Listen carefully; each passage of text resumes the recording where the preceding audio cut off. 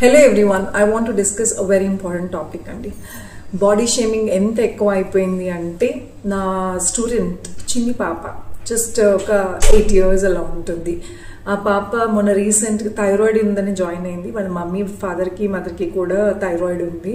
So చాలా good నాన్న, చక్కగా టైంకి వచ్చేస్తున్నావు అని కౌన్సిలింగ్ చేస్తూ మాట్లాడుతుంటే ఆ పాప ఏడ్చేసి చెప్పింది ఒక మాట ఏంటంటే, అందరూ మెడ నల్లగా ఉంది, రుద్దుకో, స్నానం సరిగ్గా చేయట్లేదని స్కూల్లో ఏడిపిస్తున్నారు అనేసి. అలాగే బోండం లాగా అయిపోతున్నావు, లడ్డు అని బోండం అని పిలుస్తున్నారు స్కూల్లో అని. హౌ పెథటిక్ ఇట్ ఈస్ అండి. నాకైతే చాలా ఏడుపు వచ్చేసింది. అంత బాడీ షేమింగ్ ఎలా తట్టుకుంటుంది ఆ పాప? Please educate children, please educate everyone, stop body shaming.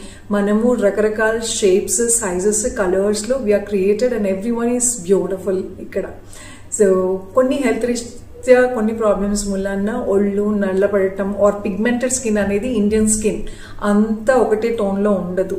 So మన పిల్లలు ఎలా ఏం ఫీల్ అవుతున్నారో అడిగి తెలుసుకోండి. అండ్ వేరే వాళ్ళ పట్ల మన పిల్లలు ఎలా బిహేవ్ చేయాలనేది మనం మధ్యలో కౌన్సిలింగ్ చేయటం అనేది చాలా ఇంపార్టెంట్.